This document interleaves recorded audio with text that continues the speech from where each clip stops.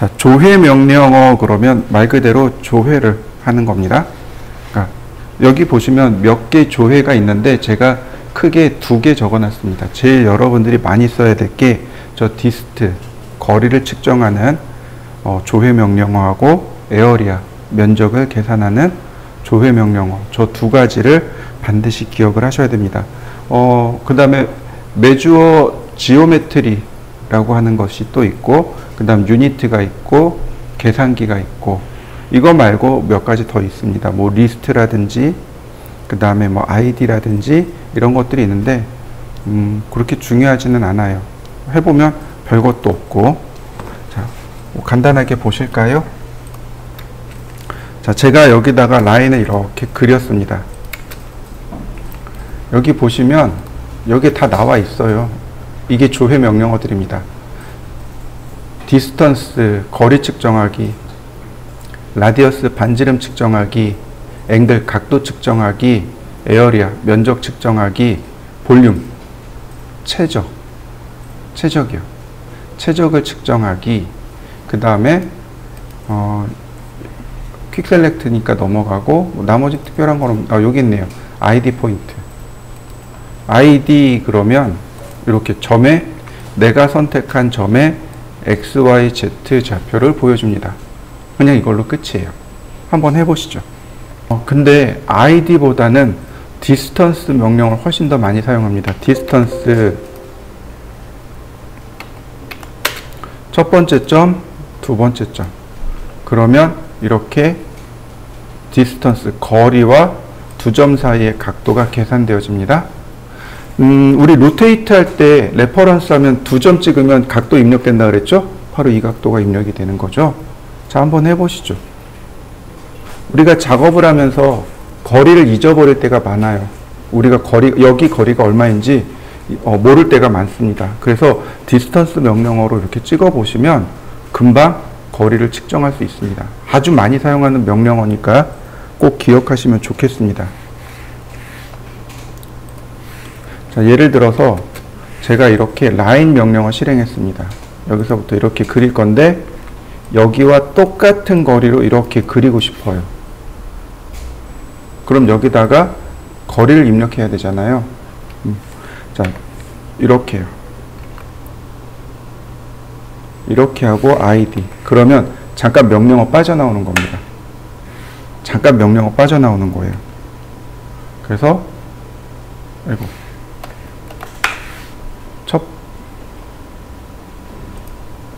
이게 안 먹네. 첫 번째. 자, 아이디가 아니고 디스트. 이게 안 먹네. 렉 걸리네. 다시. 얘 렉 걸리네요.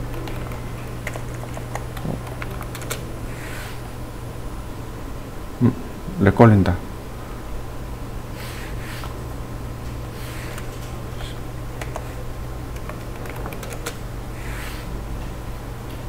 첫 번째.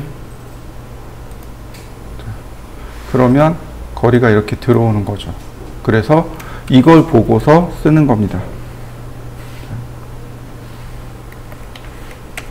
자, 이런 식으로. 한번 해보시죠. 아마 에라인 것 같아요. 캐드의 새로운 버전의 에라인지 아니면 그래픽카드의 에라는 아닌 것 같은데, 왜냐면 우리 그래픽카드 엔비디아 쓰고 있으니까 문제되진 않을 것 같은데, 새로운 버전의 아마 에라인 듯 합니다. 우리가 명령어 쓸 때, 다른 명령어 쓸 때 이렇게 어퍼스트로피를 한번 찍어주고 쓰면 잠깐 다른 명령어 쓸 수 있어요. 근데 안 되는 거, 렉 걸리는 거 보니까 아마 캐드 프로그램의 에러인 것 같습니다. 하다 안 되면 그냥 냅두세요. 나중에 아마 서비스 팩으로 배포될 거예요. 디스턴스 명령어를 보는데요. 디스턴스, 근데 제가 이렇게 클릭을 했습니다. 그러니까 첫 번째 점이 여기, 두 번째 점 여기. 그러면 36도가 나오네요. 다시 봅시다. 첫 번째 점 여기, 두 번째 점 여기. 그랬더니 216도가 나옵니다. 이해되시나요? 왜 이렇게 나오는지? 자, 첫 번째 점을 여기 클릭했어요. 그럼 0도가 여기죠. 그러니까 요만큼의 각도가 입력이 돼요. 첫 번째 점을 클릭했습니다. 0도가 여기입니다. 그러니까 이만큼의 각도를 측정하게 됩니다. 이해되셨나요?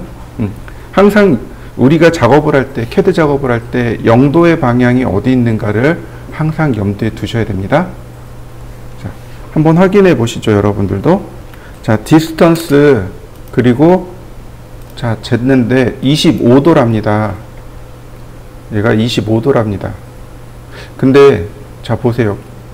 거리는 소수점 4자리까지 표현되고 있죠. 근데 각도는 어떤가요? 정확하게 25도였을까요? 다시 한번 볼까요? 라인. 자, 제가 이렇게 맞춘 게 아니고 그냥 그렸죠. 디스턴스 34도랍니다. 제가 금손이라서 정확하게 딱 맞춘 걸까요? 그건 아니에요. 자, 명령어 중에 유닛이라는 명령어가 있습니다. 자, 유닛이요. 단위를 조절하는 명령어입니다. 유닛을 한번 볼까요? 유닛이라는 명령어를 들어가면 바로 이 부분. length, 거리에 대해서 십진수로 표현하고 그 다음 프리시즌, 소수점 넷째 자리까지 표현해 주세요. 이렇게 되어 있습니다. angle, 각도에 대해서 십진수로 표시하되 소수점은 표시하지 마세요. 이렇게 돼버린 겁니다. 그러니까 최소 2자리는 놔줘야지 되겠죠.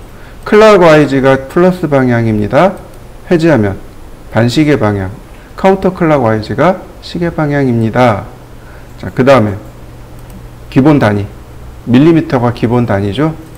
자, 여기서 단위를 바꾼다고 해서 전체 단위가 물론 바뀌긴 하겠네요. 근데 얘를 가지고 바꾸진 않습니다. 도면 new로 시작할 때 단위를 바꾸는 게 좋아요. 자, 디스턴스, 거리를 측정해 보니 자, 각도가 어떻게 되나요? 소수점 2자리까지 표현되는 것 맞습니까? 네. 우리가 지금 소수점 4자리, 2자리 보고 있잖아요. 요것은 유닛에서 단위를 조절하시면 돼요. 자, 한번 해보실까요? 예를 들어서 서클 같은 경우는 여기에 라디어스를 클릭하면 이렇게 라디어스하고 반지름이 나오고요. 그 다음에 자, 앵글 같은 경우 자, 세컨 라인이 하나 더 필요하죠. 자, 이렇게요. 자, 앵글 같은 경우는 2점을 클릭해주면 이렇게 각도가 표시됩니다. 자, 한번 해보시죠. 반지름하고 앵글입니다. CAT 1급하고 CAD 마스터라는 자격증이 있어요.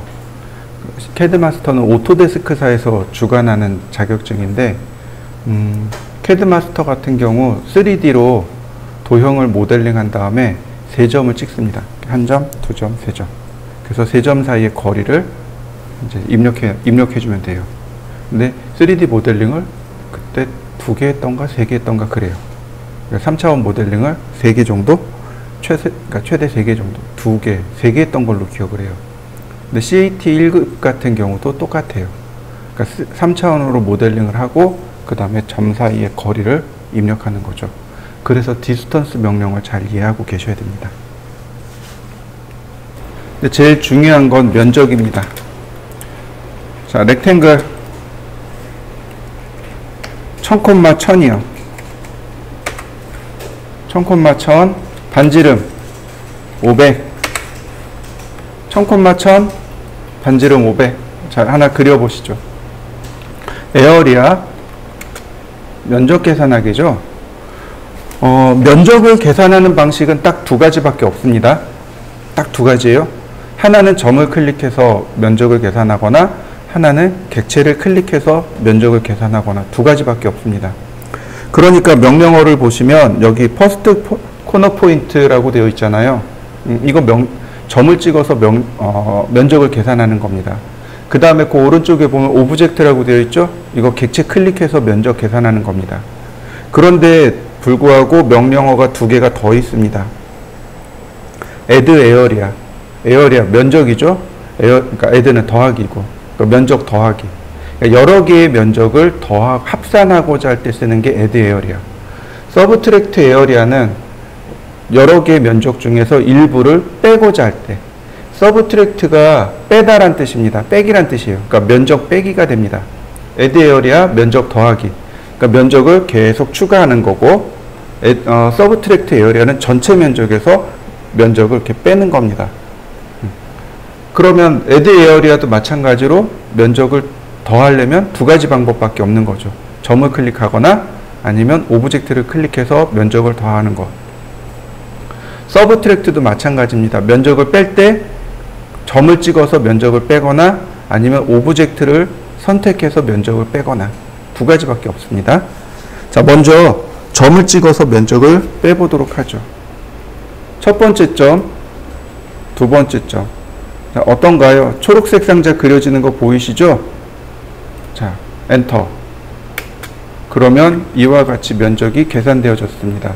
에어리아는 면적이란 뜻이고 그 다음에 나오는 파라미터는 이거 둘레란 뜻입니다. 1000에 1000이잖아요. 1000에 1000. 그러니까 4000이죠.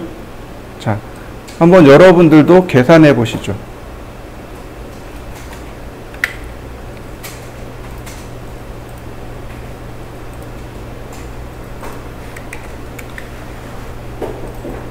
근데 지금부터 잘 보셔야 돼요. 지금 제가 복사를 해왔단 말이죠.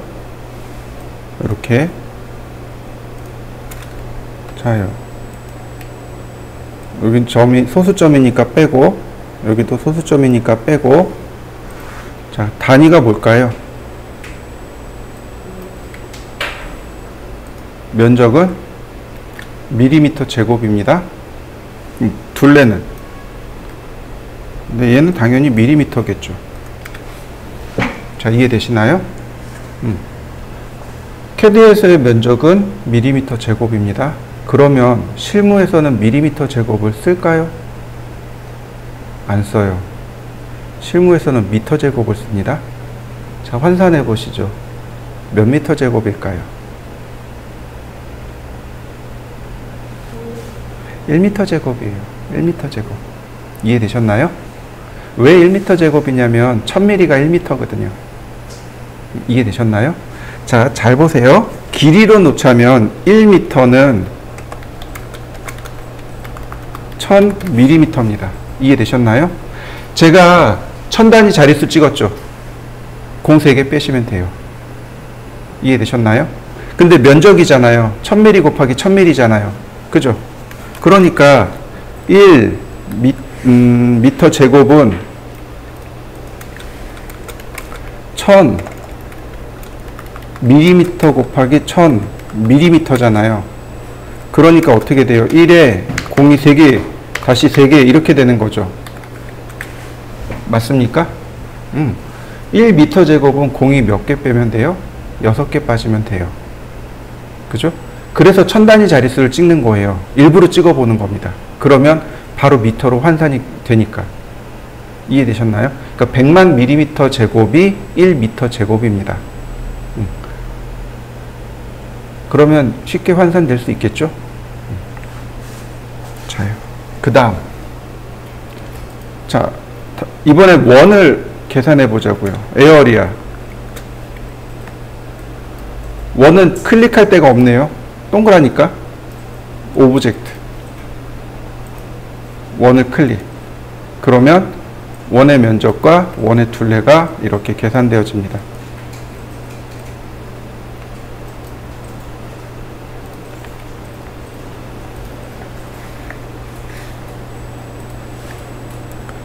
자, 1000단위수를 찍으니까 어떻게 돼요? 0.78 미터 제곱이 되는 거죠? 맞습니까? 1000단위수가, 그죠? 1000단위 자릿수가 하나 모자르죠? 10만이죠? 70만이죠? 100만이 안 넘어갔죠? 그러니까 0.78 미터 제곱 혹은 뭐 0.7 미터 제곱 이렇게 하셔도 되겠죠. 8이니까 뭐 우리 저기 반올림 해서 0.8 미터 제곱 이렇게 해도 큰 의미는 큰 무리는 없겠네요. 자, 이해되시죠? 그리고 제가 그것도 설명해드렸죠? 파이 L 제곱. 그 다음에 2파이r. 네, 처음 듣는 것처럼. 자, 어디서 얘기했을까요? 여기서 얘기했을까요? 여기서 얘기했네요. 원의 면적은 파이r 제곱, 원둘레는 2파이r입니다. 그래서 제가 이거 꼭 기억하세요 라고 했습니다. 파이r 제곱 2파이r. 자, 이해되시죠? 네, 좋습니다. 자, 그러면 이렇게 넘어가 보죠. 서클, 반지름 100. 아니다, 너무 작다. 서클, 200, 250, 300, 350, 트림,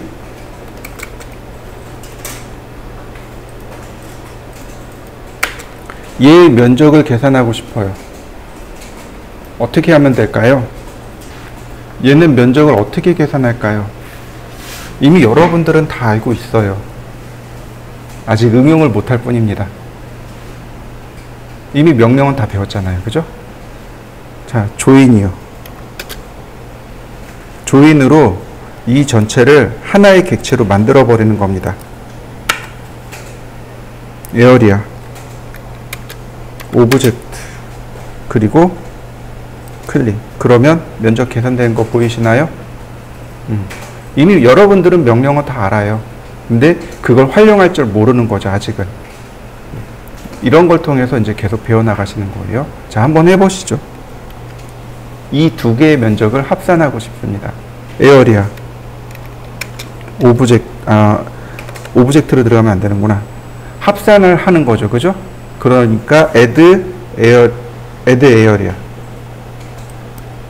자, add 에어리아로 들어갔더니 퍼스트 코너 포인트, 점을 클릭해서 면적을 합산하는 방법이 있고, 오브젝트를 선택해서 면적을 합산하는 방법이 있고, 그 다음 서브트랙트, 빼기로 빼기로 바꾸는 거죠. 옵션을 빼기로 바꾸는 기능이 하나 있고. 자, 그러면 가장 쉬운 건 지금 다 오브젝트죠. 오브젝트를 눌러서 한번 클릭, 그랬더니 면적 계산됐네요. 다시 한번 또 클릭, 두 개 면적 계산된 거 보이시나요? 자, 토탈 면적만 보시면 돼요. 토탈 면적을 보시면 대략 1.6m 제곱이라는 걸 체크할 수 있습니다. 엔터, 엔터. 그러면 면적 계산이 끝나게 됩니다. 어렵지 않죠? 요령을 알면 어렵지 않아요. 자, 그러면 이렇게 해봅시다. 서클, 중심점에다가 반지름 100, 다시 중심점에다가 반지름 200, 중심점에다가 반지름 300, 그리고 다시 중심점에다가 200, 다시 중심점에다가 150. 자, 이렇게 놨습니다.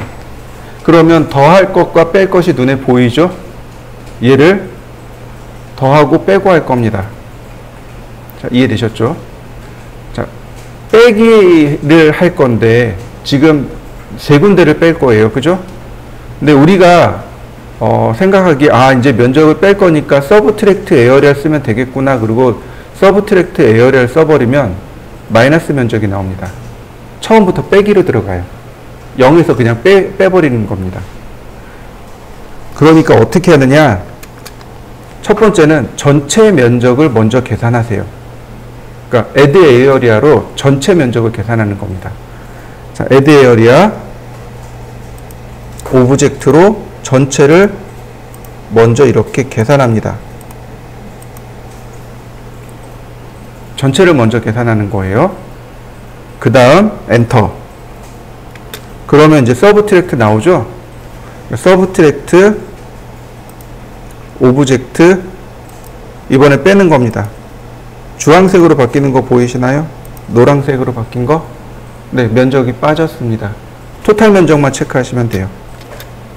1.45m 제곱을 우리는 확인했습니다. 자, 이해되셨나요? 한번 해보시죠. 자, 보통 이제 실무 나가면 이런 일들이 되게 잦아요. 한 4시나 3시쯤에 이런 얘기를, 내일 타일 깔 거야. 내일 현장에 타일을 깔 거야. 타일 주문해 놓고 퇴근해. 그리고 가요. 근데 몇 장 주문한지는 얘기 안 해요. 여러분들이 계산하셔야 되는 거죠. 몇 장을 깔까요? 몇 장을 주문해야 될까요? 내일 여기다가 벽돌로 벽돌을 쌓는 걸 조적이라고 합니다. 이렇게요. 조적이라고 합니다. 이해되시죠? 벽돌을 쌓는 것을 조적이라고 하고 그분들을 조적공이라고 합니다. 이해되시죠? 조적팀 혹은 뭐 조적 이렇게 이야기해요. 내일 여기다가 조적할 거야. 벽돌 쌓을 거야. 벽돌 주문하고 퇴근해. 그럼 여기 벽돌 몇 장 들어갈까요? 왠지 그럼 멍해지는 거죠. 그죠? 이게 이제 여러분들이 알고 계셔야 될 필수 조건이 되는 거죠. 되게 쉬워요. 그러니까 어려운 건 또 되게 어렵지만, 뭐 시멘트의 물량이라든지 모래의 물량 구하는 건 조금 어렵습니다. 여기서 설명하기는 조금 그렇고. 근데 이제 가장 쉬운 거, 예를 들어서 타일이라든지 여기 천정에 데크 있죠. 이런 거 물량 구하는 거는 되게 쉽습니다. 가장 기초가 되는 건 전체 면적 나누기 한 장 면적입니다. 이해되시나요? 그런 물량이 나와요. 이해되셨나요? 그게 이제 그게 이제 여러분들이 알고 계셔야 될 기초 상식입니다. 이렇게요. 전체 면적 나누기 자재 한 개의 면적. 그러면 물량이 되는 거죠. 이해되셨나요? 이걸 뭐라고 부르느냐?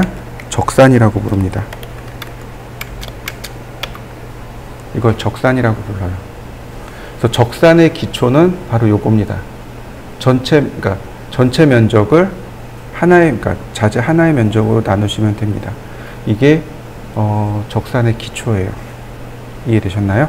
그 다음에 뭐 저 위에 제가 적어놨던 이 파이알이라든지 파이알 제곱이라든지 이런 내용들이 들어갑니다. 그러면 이제 봉의 길이가 나오겠죠. 그죠? 이제 간혹 이걸 물어보시는 분들이 계세요. 파이프가 이렇게 연결이 쭉 돼요. 그러면 파이프의 길이가 얼마인지 알고 싶어요. 라고 하시는 분들이 계세요. 어떻게 하면 알 수 있을까요? 예를 들어서 파이프가 이렇게 들어갈 거예요. 그죠? 파이프가 이렇게 연결돼서 들어갈 거예요. 그러면 그걸 어떻게 알 수 있을까요?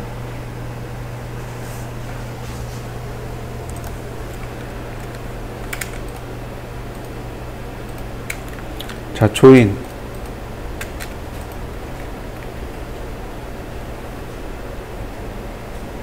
여기. 선의 길이 보이시나요? 랭슨이라고 해서 선의 길이 보이시나요? 네, 지금 제가 선택한 선의 길이. 파이프들을 어떻게 해요? 다 조인하는 거죠. 조인한 다음에 그냥 클릭해서 여기서 랭슨으로 측정을 하는 거죠. 그러면 파이프의 길이가 나오겠죠. 그죠?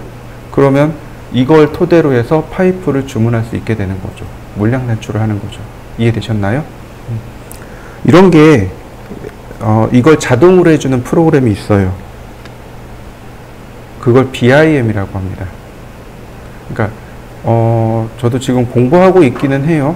근데 BIM이라는 건 뭐 어떤 특정한 분야의 특정한 부분을 이야기하는 건 아니고, 건축 쪽에서 일을 하다 보면 건물을 짓기 위해선 여러 공정들이 함께 작업을 해야 되잖아요.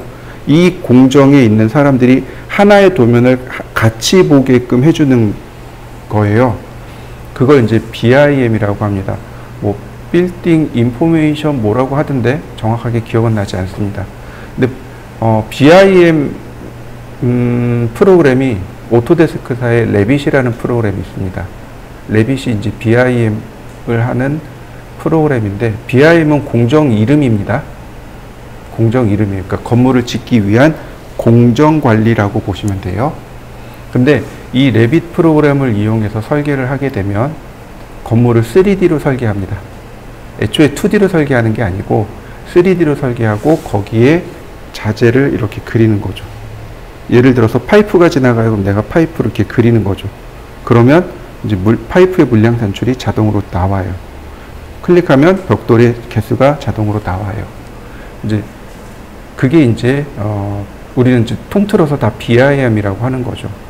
BIM에는 이제 이런 게 자동으로 되는데 레빗이 지금 대기업을 기준으로 해서 조금씩 퍼지고 있어요. 근데 아직 뭐 확산되고 전체적으로 다 쓰고 이런 건 아니에요. 저 같은 경우는 이제 기계 설계랑 이쪽 인테리어 건축 설계를 같이 하거든요. 근데 강의도 기계 설계 쪽도 같이 했었고, 거의 한 15년 전쯤에 기계 설계를 한 적이 있어요. 강의한 적이 있어요. 그때는 3D로 설계했습니다. 기계 같은 경우는 더 빨라요. 기계 부품이라든지 뭐 이런 부분들은 거의 한 20년, 25년 전부터 이미 3D로 설계를 하기 시작을 했어요. 설계 자체가 다 3D로 합니다. 근데 모든 기계 부품을 혹은 모든 기계 설계가 전부 다 3D로 설계하느냐? 그럼 그렇지 않아요. 한 40%에서 50%? 정말 아예 많이 잡아줬다 그러면 한 60%가 3D로 설계합니다. 근데 3D 설계 플러스 2D 설계 같이 해요. BIM, 즉 레빗을 통한 설계가 개인적으로는 그렇게 빨리 올 거라고 생각하지는 않아요. 왜냐하면 기계 쪽에서 3D 설계를 받아들이는 전례를 봤기 때문에 건축 쪽도 그렇게 빨리 올 거라고 생각하지는 않습니다. 되게 더디게 올 거라고 보는데 그래도 우리는 대비는 해야죠. 저도 대비하고 있거든요. 언젠가는 캐드 설계 말고 레빗 설계를 가르쳐야 될 때가 오긴 올 것 같거든요. 안 그래도 학원에서 계속 얘기를 해요. 레빗 설계를 좀 준비하시라고. 그래서 저도 준비하고 있어요. 벌써 한 2, 3년 전부터 레빗 설계 좀 준비해 주세요 그랬는데 제가 무시하고 있거든요. 왜냐면 당장 안 필요하거든. 전례를 봤거든요. 기계 쪽에 들어오는 속도를 봤거든요. 그래서 아직 급하진 않지만 만약에 내가 최첨단을 달리겠다 그러면 레빗을 공부하시면 좋아요. 근데 그렇게 쉽지는 않더라고요. 그러니까 오토데스크 쪽에 인벤터라는 프로그램이 있어요. 그 솔리드웍스라는 프로그램도 있어요. 이건 다른 프로그램이거든요. 기계 쪽에서 무슨 프로그램을 제일 많이 쓰냐 그러면 솔리드웍스를 제일 많이 써요. 제일 저가이거든요. 그러니까 로우 레벨, 그 다음 미들웨어, 하이웨어, 아니 로우 레벨, 하이 레벨 이렇게 돼 있거든요. 하이 레벨은 카티아라는 프로그램이 하이 레벨이에요. 그럼 프로그램당 억대를 호가합니다. 그리고 자동차나 배나 비행기 설계할 때 써요. 그 다음에 이제 미들웨어, 중간 정도 차지하는 게 프로이나 유지가 그래요. 금형 설계 같은 거, 제품 설계. 지금 3D 프린터 있죠. 3D 프린터 초기 버전을 제가 봤거든요. 그러니까 정말 그것도 운이 좋아가지고 우리나라에 처음 수입된 3D 프린터를 봤어요. 거기서 세미나를 받아봤거든요. 그때 썼던 프로그램이 프로이입니다. 프로이에 3D 프린터가 지금은 요만하잖아요. 저희 집에 있거든요. 근데 그 당시 3D 프린터는 이만했어요. 완전 기계였어요. 그래서 잉크병 요만한 거 그러니까 프린트를 하는데 30분 걸린다 그러더라고요. 그때 세미나 했었는데 그 세미나 하시는 선생님이 그때 조 교수님이셨거든요. 대학교 가서 했는데 그분이 이거 걸어놓고 딱 걸어놓더니 식사하러 가시죠. 밥 먹고 그리고 오니까 돼 있더라고요. 물론 지금도 느리기는 해요. 근데 그 당시에 비해선 되게 좋아졌죠. 그게 우리 애들 거의 한 17년, 18년 전이네요. 그러니까 운이 좋아가지고 먼저 봤었어요. 근데 다행히 제가 대학교 전공이 금형이거든요. 근데 그러니까 그래서 이제 그걸 빨리 이해를 한 거예요. 3D 프린터를. 그래서 와이프한테 나 3D 프린터 살 거야. 그리고 확 질렀거든요. 한 60만 원 질렀어요. 와이프한테 혼났어요. 그거 왜 아직도 안 쓰냐고. 어쨌든 호기심이 많아가지고 하고 싶은 건 다 해야 돼요. 그래서 근데 어쨌든 길이 재는 거 이해되시나요? 저렇게 길이 측정하시면 돼요. 자, 그 다음에 우리가 이제 현장에 나가면 자라는 단위를 종종 사용합니다. 한자. 그리고 이제 1피트. 이건 미국 단위죠. 1인치. 그 다음에 한 평.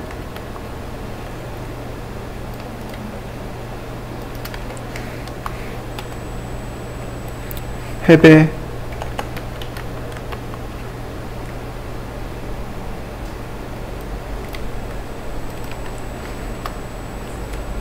그 다음에 루베. 우리가 현장에 나가면 이런 단위들을 종종 써요. 자, 이해되시죠? 그럼 한자라는 단위를 들어보셨나요? 한자, 두자 들어보셨나요? 처음 들어보시나요? 저 자라는 단위가 무슨 뜻이냐면 한 뼘이요. 한 뼘입니다. 이해되시나요? 근데 요즘 그러니까 원래 자의 의미는 한 뼘이지만은 실제로 크기는 한 뼘이 아닙니다. 원래 한자, 두자는 한 뼘이었습니다. 어느 시절까지 올라가냐면 호랑이 담배 피던 시절. 그러니까 우리나라 그 삼국시대 있죠. 신라, 고구려, 백제. 이때 한자가 한 뼘이었습니다. 대략 15cm 정도. 근데 이제 사람이 키가 커지잖아요. 그래서 20cm까지는 커졌다고 합니다. 시간이 지나서. 근데 구한말 그리고 이제 6.25 지나서 한자의 크기가 딱 정해졌다고 합니다. 그래서 한자의 크기가 얼마냐면 30.3cm입니다. 이해되셨나요? 그래서 3 빼고 0.3 빼고 보통 한자 그러면 30cm 이렇게 이야기해요. 이해되시죠? 이게 한자입니다. 한 뼘. 그럼 1피트는 얼마일까요? 미국에서, 그러니까 서양에서 쓰는 단위죠. 피트, 인치는. 그죠? 1피트는 발 하나를 말합니다. 발 하나. 그래서 저 피트란 단어가 푸트에서 유래된 단어입니다. 이해되셨나요? 서양 사람들은 발이 컸나 봐요. 30.48cm. 우리 아들내미가 180인데 280이거든요. 발바닥이. 근데 30.48이면 훨씬 더 키가 크다는 얘기죠. 2m가 넘어가야 30cm 나오지 않을까요? 잘 모르겠네요. 어쨌든 1피트는 발바닥 하나. 그러면 가만히 생각해 보시죠. 동양이나 서양이나 기준을 누구로 해요? 사람을요. 이해되시나요? 특히 건축이나 인테리어는 사람을 기준으로 한 설계를 합니다. 이해되셨나요? 그걸 휴먼 스케일이라고 합니다. 건축이나 인테리어는 휴먼 스케일이 적용이 돼요. 그러니까 우리는 그걸 좀 이제 우아하게 표현해서 인체공학적 설계라고 이야기합니다. 이해되셨나요? 사람을, 그러니까 요 밑에다가 여기다 써볼까요? 휴먼 스케일, 휴먼 스케일, 인체공학 설계. 그러면 맞을 것 같네요. 사람을 기준으로 합니다. 예를 들어서 남성의 경우 170cm, 여성의 경우 여성 160cm를 기준으로 합니다. 자, 이해되셨나요? 평균 키를 내봤더니 남성은 대략 170cm, 여성은 160cm를 기준으로 하더라 이거죠. 자, 이해되시죠? 자, 가만히 생각해 보시죠. 싱크대를 물론 요즘은 이제 평등이니까 남녀 구분 없이 잘 하죠. 근데 과거에는 어떤가요? 여성이 더 많이 썼을 거 아니에요. 그죠? 그러니까 싱크대를 설계할 때 싱크대의 높이는 누구한테 맞춰요? 여성한테 맞출 수밖에 없는 거죠. 자요. 싱크대의 높이는 160cm에 나누기 2하고 더하기 5cm를 합니다. 그러면 85, 850.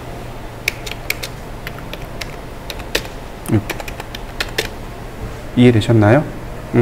그래서 싱크대 높이가 850mm입니다. 이해되셨죠? 이 깊이는 얼마일까요? 싱크대 이 깊이. 여기서부터 여기까지. 이 깊이. 이해되시나요? 얼마? 600. 작게 잡으면 550. 좀 크게 잡으면 600. 이해되시죠? 그래서 850에 550인 데들이 대다수입니다. 좀 크게 크게 잡는 데들이 한 600. 작게 잡으면 550. 이해되셨나요? 이게 바로 휴먼 스케일이에요. 사람을 기준으로 해서 설계를 합니다. 라고 하는 것. 이게 휴먼 스케일입니다. 자, 그럼 싱크대의 크기 기억하실 수 있죠? 자, 조금 더 해보죠. 여러분들이 앉아있는 의자의 높이는 얼마일까요? 정강이뼈 높이. 이해되시나요? 정강이뼈 높이가 얼마냐면 450mm요. 그래서 의자 높이는 450mm. 그럼 400을 써도 되고 450 써도 되고 500 써도 되고, 그죠? 어린아이 같은 경우는 그보다 낮아야 되겠죠? 어린아이를 기준으로 해야 되니까. 근데 어린아이들은 이렇게 쭉 성장을 하잖아요. 그러니까 1학년 아이들이 앉는 의자, 6학년 아이들이 앉는 의자가 다르겠죠. 그죠? 그 성장 키에 맞춰서 정강이뼈 크기를 측정해 가지고 하는 겁니다. 자, 그러면 이 의자의 이 엉덩이 앉는 의자 판 있죠? 여기는 얼마일까요? 엉덩이의 최적이 되겠죠. 엉덩이 표면적이 되겠죠. 400에 450. 이해되시죠? 그럼 책상의 높이는요? 네, 700. 그러니까 왜냐하면 450에 허벅지 높이의 여유분의, 그러니까 700. 이해되셨나요? 보통 700에서 720 정도를 줘요. 보통은. 그래서 여러분들도 앉아있을 때 한 700 정도, 720 정도 될 겁니다. 이 폭은 300mm 단위로 넘어가시면 돼요. 300mm. 이해되시죠? 한자잖아요. 한자. 300mm씩. 이해되시나요? 이 폭은요? 싱크대랑 똑같아요. 550에서 600. 이해되셨나요? 저 자단위를 쓰는 데가 대부분 다 목재를 다룰 때 다 자단위를 씁니다. 목재를 다루는데 다 자단위를 써요. 한자, 두자 이렇게 얘기해요. 만약에 여러분들이 합판을 주문할 거예요. 합판을 주문할 거예요. 그러면 제일 먼저 두께를 얘기하시면 돼요. 뭐 8T 주세요, 9T 주세요, 12T 주세요. 이렇게 두께를 얘기하시고, 그 다음에 가로, 세로를 얘기하는데 세자, 여섯자 이렇게 이야기하시면 됩니다. 세자, 여섯자. 세자면 3, 4문 9. 90cm에 여섯자면 1800mm, 1.8m. 이해되시나요? 이렇게 세자, 여섯자, 세자, 아홉자 이렇게 얘기합니다. 그러면 충분히 이야기가 될 겁니다. 자, 이해되시죠? 자, 또 하나. 저 문을 설계를 할 거예요. 우리 방문 있죠? 방문을 설계할 겁니다. 그럼 방문은 크기가 얼마일까요? 방문의 크기가 얼마일까요? 이제 여러분들 이건 외워두셔야 돼요. 이제 앞으로 이제 어느 정도 시간이 지나면 이 정투상이 끝나면 이제 제일 먼저 할 게 창문 방문이거든요. 창문의 크기, 방문의 크기를 할 거란 말이죠. 외워두셔야 돼요. 자, 방문의 이 폭이 900mm입니다. 900mm예요. 왜 900mm일까요? 자, 사람의 여기 170cm 사람 어깨 폭이 얼마냐면 600입니다. 이해되셨나요? 600이에요. 사람이 이렇게 통과하죠. 근데 한 사람은 비켜줘야죠. 둘이 이렇게 못 지나가요. 그죠? 한 사람 옆으로 이렇게 비켜줘야 돼요. 이 앞뒤 폭이 300. 그래서 900. 이해되셨나요? 그렇게 계산합니다. 이게 이제 휴먼 스케일인 거예요. 이해되셨죠? 그 다음에 이 높이, 여기 이 높이 2100. 이해되셨나요? 170cm 사람이 손을 쭉 뻗어가지고 닿으면 여기 손끝에 닿잖아요. 이게 2100. 그래서 900에 2100. 이해되셨나요? 가구는, 장롱 같은 경우는 어떻게 될까요? 높이가 2100입니다. 그래서 살짝 눕혀서 들어오는 거예요. 장롱 폭은 얼마일까요? 장롱 폭도 문이랑 똑같아요. 900에 2100입니다. 이해되셨나요? 900에 2100. 그럼 장롱의 깊이는 얼마일까요? 조금 아까 얘기했어요. 자, 잘 생각해 보세요. 옷을 이렇게 걸잖아요. 옷걸이에다 걸잖아요. 그죠? 옷걸이에다가 걸잖아요. 어깨폭 600. 근데 600까지는 안 쓰고 보통 550 많이 써요. 이해되셨나요? 이게 이제 휴먼 스케일인 거예요. 우리가 사용하고 있는 가구들은 전부 다 휴먼 스케일을 기준으로 합니다. 자, 이해되셨나요? 그래서 여러분들은 그 짬짬이 앉아가지고 휴먼 스케일 잘 공부하셔야 돼요. 자, 예를 들어서 여러분들이 사무실을 설계할 거예요. 사무실 이 통로 최소폭은 얼마일까요? 이 최소폭, 이 통로의 최소폭 600이요. 아까 나왔잖아요. 어깨폭 600. 사람이 통과를 해야 되잖아요. 그죠? 그 600, 어깨폭 600. 그래야 사람이 편하게 왔다 갔다 하죠. 최소폭 이해되시나요? 그래서 사무실을 설계할 때 책상과 책상에 가장 딱 붙이면 안 되겠지만 이렇게 좀 띄어놔야 되잖아요. 이 최소폭이 600이 되는 거예요. 그래야 사람들이 편하게 다니죠. 근데 여기다 조금 더 여유를 준다면, 그러니까 한 사람 지나가고 한 사람 옆으로 이렇게 비켜서 줘야 되잖아요. 그러니까 900. 만약에 그렇게 설계한다면 600, 900 이렇게 가면 되는 거죠. 저 통로가 그래요. 통로가. 여러분들 집에 혹시 아파트 사시는 분들이 그래요. 그 현관에 들어와서 이렇게 복도를 따라서 이렇게 들어가잖아요. 이 복도의 최소폭이 1m입니다. 최소폭이. 아까 얘기했던 900에 여유분 100mm가 더 들어간 거예요. 이해되시나요? 왜냐하면 사람이 이렇게 지나가야 되잖아요. 최소 이렇게 지나가야 돼요. 마주오면서 이렇게 지나가야 돼요. 1200인 거죠. 이해되시나요? 그래서 그 아파트 같은 경우는 1200을 못 주고 1m를 줘요. 좀 잘 지은 데 같으면 평수 큰 데는 1200을 줘요. 평수 작은 데는 1m를 줍니다. 그게 전부 다 사람을 기준으로 한 설계가 돼요. 그래서 여러분들도 설계를 할 때 여러분들이 좀 편한 거, 여러분들이 보시기에 좀 여러분들이 편한 걸 자꾸 찾으셔야 돼요. 이렇게 하면 좀 편하구나, 이렇게 하면 편하구나, 크기가 얼마일까, 이걸 자꾸 연구를 하셔야 돼요. 그래야 가구 설계도 나오고 그 다음에 이제 기타 설계도 나오게 됩니다. 한옥 같은 경우는 어떨까요? 혹시 한옥 가구 보셨나요? 저는 어렸을 때 한옥에 대해서 관심이 있어가지고 한옥을 조금 공부를 했었는데, 물론 지금은 다 기억은 못하지만 한옥은 좌식이죠. 그죠? 지금 여러분들은 입식입니다. 소파에서 앉아서 생활하잖아요. 그건 다 입식이에요. 근데 한옥은 좌식입니다. 바닥에서 생활해요. 그러니까 바닥에 앉아서 탁 잡아야 돼요. 그래서 한옥 가구들은 다 낮아요. 앉아서 잡아 끄집어내야 되니까. 그래서 한옥 가구들은 다 낮아요. 근데 우리 지금 생활하는 가구들은 어때요? 다 높은 거죠. 이해되시나요? 그게 바로 휴먼 스케일입니다. 그러니까 휴먼 스케일을 벗어나서 설계하면 어색해지는 거죠. 그죠? 저희 와이프가 키가 175예요. 속았어요. 174, 원래 제가 결혼할 때 173이었거든요. 와이프가 174래요. 아, 1cm? 뭐, 상관없지.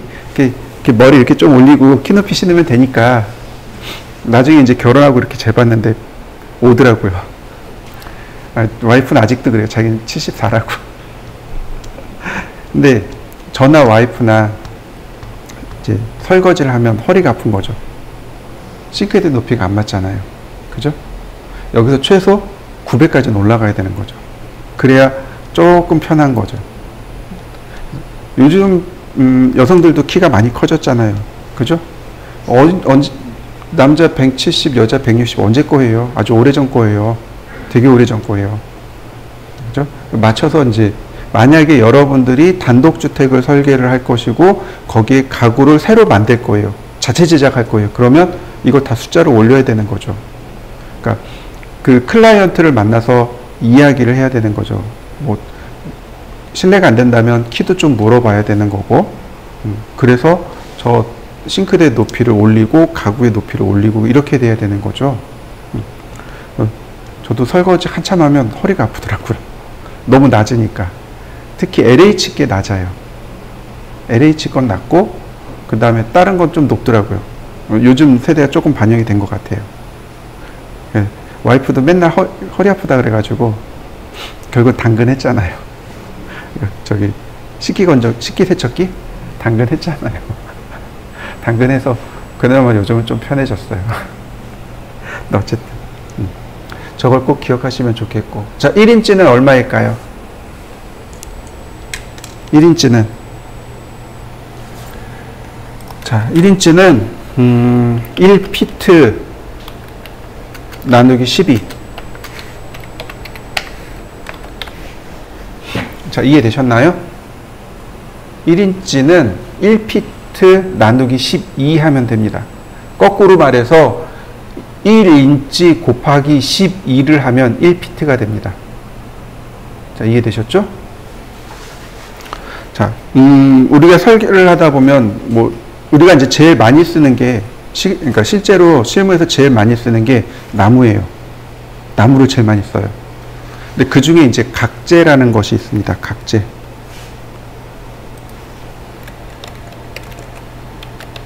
각재. 이렇게 네모난 사각형 있죠? 네모난 사각형으로 생긴 나무. 그걸 각재라고 하죠. 그, 어디에 제일 많이 나오냐면, 그 조폭 영화에 제일 많이 나오죠. 이렇게 강목 이렇게 들고 다니잖아요. 이거, 강목이라 그러죠? 그죠? 근데 강목이, 이게 한자인데, 일본말로 가꾸목이라 그러죠? 그래서 종종 어르신들이 가꾸목 좀 가져온나 그래요. 가꾸목, 강목. 우리는 이런 거 다 통틀어서 각재라고 합니다. 각재를 부를 때 이렇게 불러요. 투바이 라고 부릅니다. 내가 여기다 안 적어놨구나. 다루기가 있고요. 투바이가 있고요. 투바이 4가 있고요. 뭐 2x6라든지 4x 이렇게 있습니다. 어렵죠? 저 다루기라는 건 1인치 곱하기 1인치를 다루기라고 합니다. 이해되셨나요? 다루기가 1인치 곱하기 1인치 를 다루기라고 합니다. 이해되셨나요? 보통 얘네들이 다루기가 한 묶음에 12개인가? 12개인가? 9개인가 그래요? 12개인가 보다. 다루기 한 묶음이 12개인가? 그럴 거예요. 2바이부터는 9개, 6개 이렇게 돼요. 2바이는 뭐냐면 2인치란 뜻이에요. 2인치 바이 곱하기 2인치. 2바이4 그러면 2인치 곱하기 4인치. 2바이6 그러면 2인치 곱하기 6인치. 4바이 그러면 4인치가 되겠군요. 이해되셨나요? 각재를 부를 때 이렇게 부릅니다. 그래서 뭐 다루기 2바이, 2바이4, 2바이6 이렇게 이야기해요. 이해되시죠? 자, 그러면 다시 현장으로 돌아가 볼까요? 요즘 세종에서 이제 그런 거 많이 하죠. 그 단독주택 지을 때 그 목재로 많이 짓죠. 경량 목구조라고 합니다. 경량 철골 구조. 얘가 경량 철골 구조예요. 제가 그 전에 이렇게 그려서 한번 보여드렸었죠. 경량 철골 구조, 경량 목 구조 이렇게 얘기를 해요. 경량 목구조로 시공을 할 때 쓰는 목재가 저 2x4하고 2x6입니다. 이해되셨나요? 그러니까 하중을 많이 받는 데는 2x6, 하중 적게 받는 데는 2x4. 이해되셨나요? 그래서 2x4, 2x6로 시공을 합니다. 2x4로 시공하는 데도 있고 2x6로 시공하는 데도 있고, 그래서 내용을 적당히 이해하시면 돼요. 1인치, 2인치를 우리가 왜 써라고 하는 게 아니고 쓰고 있어요. 그러니까 기억을 하셔야 돼요. 근데 사이즈를 보면요. 얘가 4분의 3인치. 실제로는 4분의 3인치입니다. 실제로는 4분의 3인치고, 얘는 1과 2분의 1인치. 실제로 크기가 1과 2분의 1인치입니다.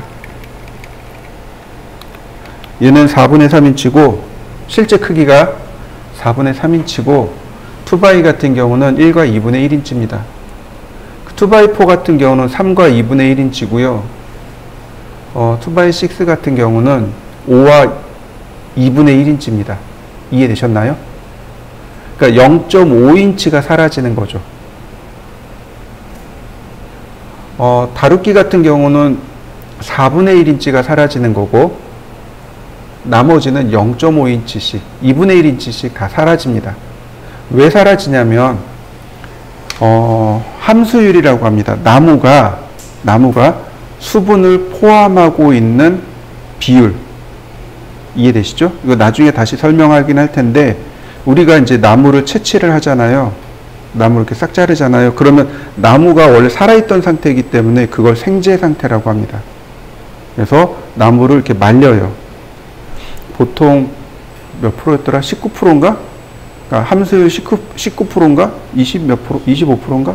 거기까지 나오는데 그걸 사용하는 겁니다. 이해되시나요?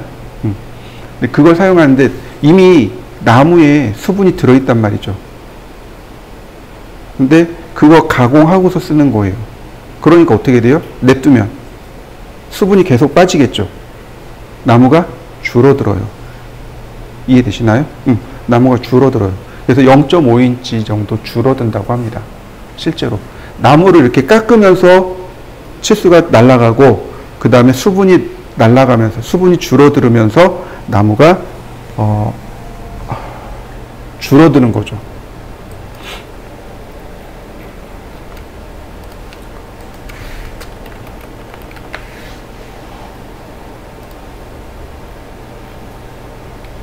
자, 3.3m 제곱은 가로 1.8, 세로 1.8. 이해되시나요? 근데 이걸, 그 평은 옛날 우리나라 단위잖아요. 그러니까 이렇게요. 6자 곱하기 6자. 이게 한 평입니다. 이해되셨나요? 6자 곱하기 6자가 한 평이에요. 자, 그 다음에 헤베 루베라는 단어가 나옵니다. 저 헤베 루베, 제가 한자로 써놨습니다. 평방미, 입방미. 무슨 뜻인지 이해되시나요? 평방, 입방. 제가 한자 마지막 세대잖아요. 요즘은 한자 그렇게 안 가르쳐 주잖아요. 그죠? 저 어렸을 때 중학교 소설책을 읽으면 저 평방, 입방이라는 단어가 소설책에 나와요. 그래서 개념을 이해를 하는데, 평방미라는 거 저거, 입방미라는 저 단어가 일본식 한자입니다. 우리나라식 한자가 아니고, 중국식 한자가 아니고 일본식 한자예요. 왜냐면 우리가 이제 일제강점기를 거쳤잖아요. 그래서 저거 일제식이고요. 헤베라는 단어가 헤이베라는 일본 단어에서 유래된 단어입니다. 그 다음에 루베는 입방미란 뜻으로 류베이라는 단어의 일본말의 단어예요. 루베라고 합니다. 이해되시죠? 헤베는 평방, 말 그대로 면적입니다. 루베는 입방, 부피란 뜻이에요. 이해되셨나요? 설립자를 쓴 거예요. 평평하다는 얘기죠. 평평한. 그래서 평방미 그러면 면적을 의미하는 거고, 입방미, 설립자를 쓴 거예요. 그죠? 서 있는 거죠. 평평한 데 비해서 거기서 하나 더 쓴 거예요. 그래서 부피를 의미합니다. 다시 말하면 얘는 미터 제곱을 의미하는 거고, 얘는 미터 세제곱이 됩니다. 이해되셨나요? 그러면 이 해배는 누가 쓸까요? 저 평단위를 쓰는 사람들이 해배를 써요. 이해되셨나요? 아까도 얘기했지만 벽지 아저씨들, 페인트 가게 아저씨들, 페인트가 이렇게 면적으로 계산해요. 아, 여기 몇 미터 제곱, 몇 평이니까 혹은 몇 해배니까 들어가는 물량이 얼마, 이렇게 얘기합니다. 이 바닥 자재 혹은 이 천정 자재들 있죠? 그러니까 면적을 이용해서 자재를 계산하시는 분들이 전부 다 해배라는 단어를 씁니다. 현장 나갔는데 아저씨들 불러가지고, 사장님들이시죠? 우리 이제 아저씨라고 부르죠.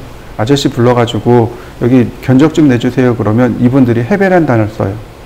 여기 5해배인데, 여기 6해배인데, 이렇게 얘기합니다. 처음에는 무슨 뜻이지? 라고 했어요.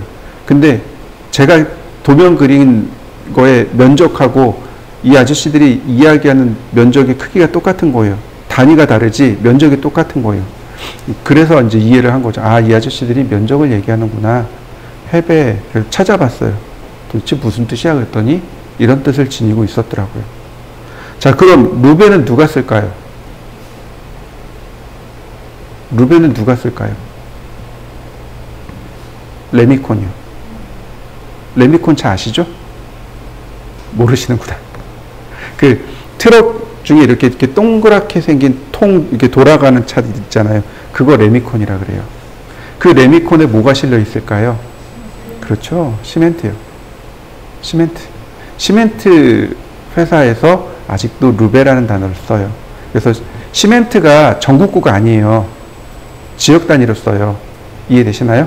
이 청주 지역에 시멘트 공장 하나, 두 개, 그 다음에 뭐 세종시 지역에 시멘트 공장 하나, 두 개, 이런 식으로 돼 있어요. 다 지역별로 돼 있어요. 그래서 예를 들어서 서울에서 일하던 사람이 대전에 갔어요. 그럼 대전에 있는 시멘트 공장에다 전화를 해야 돼요.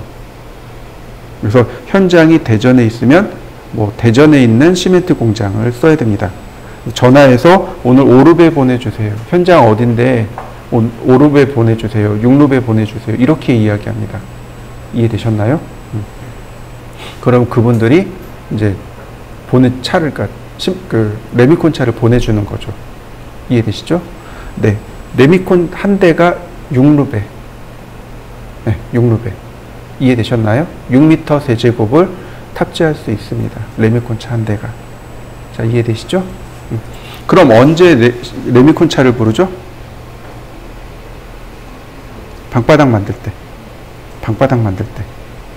예를 들어서 이런 거죠.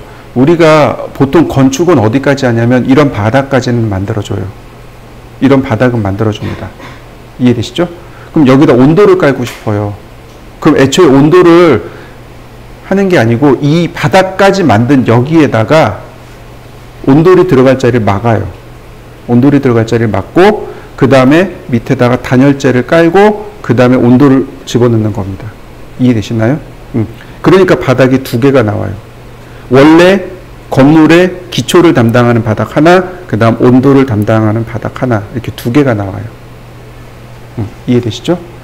이럴 때 이제 이야기를 하는 거죠. 오늘 레미콘 차에다가 오늘, 그러니까 우리 이제 여기 주소 얘기하고, 그 다음에 몇 루베 보내주세요. 이렇게 얘기합니다. 그리고 이제 현장 인부들한테는 오늘 방통 칠 거예요. 그래요. 이렇게 방통.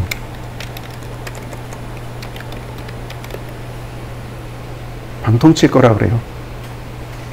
시멘트 들이붓는 거. 방통 칠 거예요.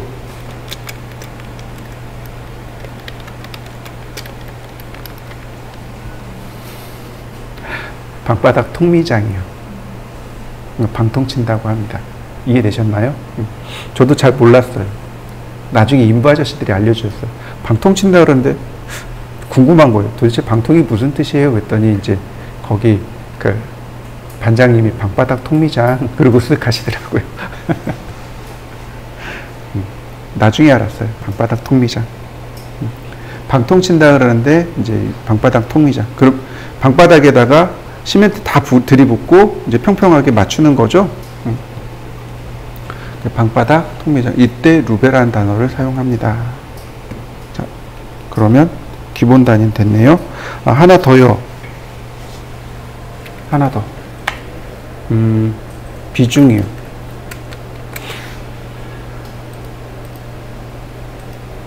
비중은 뭐죠?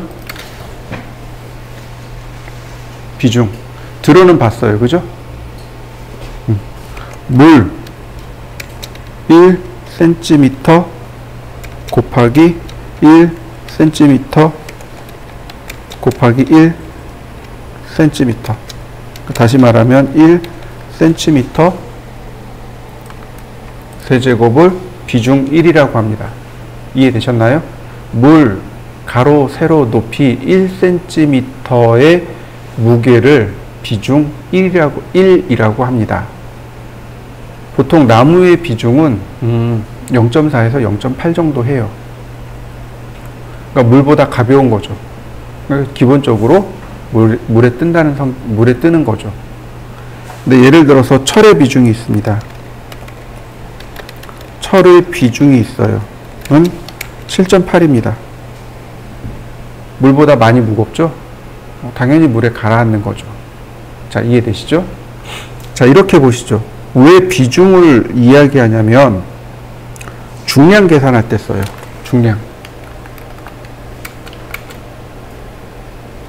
부피 곱하기 비중. 그러면 킬로그램. 이해되셨나요? 미터 퍼 킬로그램인가? 네. 킬로그램 나옵니다. 부피를 미터로 계산하시고 그냥 비중을 그대로 곱해버리면 돼요. 그러면 중량이 나옵니다. 이해되셨죠? 철의 경우 중량으로 금액이換算이 돼요. 1kg에 뭐 9,000원, 1kg에 10,000원 이렇게 됩니다. 그러니까 뭐 자재값이 올랐어요. 철의 자재가 올랐어요. 1kg에 한 9,800원 정도? 뭐 자재값이 떨어졌어요. 그러면 1kg에 9,500원 정도? 이렇게 됩니다. 그러니까 철의 경우 중량으로 그 단가가 결정이 돼요. 이렇게 중량으로 단가가 결정이 되는 것들이 있어요. 그러면 여러분들이 단가 계산을 해야 되잖아요. 그죠? 단가 계산 어떻게 해요? 중량을 만들어야 되잖아요. 그죠? 중량을 계산해야 돼요. 내가 전체 부피는 계산할 수 있어요. 그죠? 가로, 세로, 높이. 그러면 중량 나와요. 근데 거기에다가 비중을 곱하는 거죠. 그러면 킬로그램이라는 단위가 나옵니다. 그게 중량이 돼요. 이해되셨나요? 그럼 이 중량에다가 인건비, 가공비, 자재비, 회사 마진. 그러면 뭐가 돼요? 견적이 되는 거죠. 이해되셨나요? 그러니까 견적서 구하는 방법이 그거예요. 자재비에다가 이걸 자재를 가공하는 가공비에 이걸 가공하는 인건비가 있을 거 아니에요. 인건비에 이걸 또 나르는 운반비에 그죠? 그 다음에 이제 만약에 도색을 하면 도색비가 들어가겠죠. 도색비에 뭐 더 이상 없어요. 그러면 회사 마진. 그러면 그게 견적이 되는 겁니다. 이해되셨나요? 견적을 계산한다는 건 그렇게 어려운 건 아니에요. 아직 경험이 없으니까 견적 어떻게 구하지? 라고 하는 거죠. 우리가 이 건축이나 인테리어는 들어가는 자재들이 너무 많은 거죠. 그러니까 쉽게 견적이 안 나올 뿐이지 사실은 견적은 지금 제가 이야기한 게 전부 다예요. 다시 볼까요? 자재비, 운반비, 그 다음에 가공비, 그 다음에 인건비, 뭐 그 외에 이제 도색비라든지 뭐 철거비라든지 이런 것들이 들어가고 거기에 회사 마진. 보통 마진은 잘 주면 한 10%, 아니 15%, 정말 잘 줘야 20%, 못 주면 한 5%에서 8% 정도? 회사 마진이 그 정도 안에 들어가요. 그거 이제 마진은 이제 영업하기 나름이죠. 영업을 잘하면 20% 혹은 30%, 영업 못하면 한 10% 내외 이렇게 가져가게 되는 거죠. 그래서 그게 견적이 됩니다.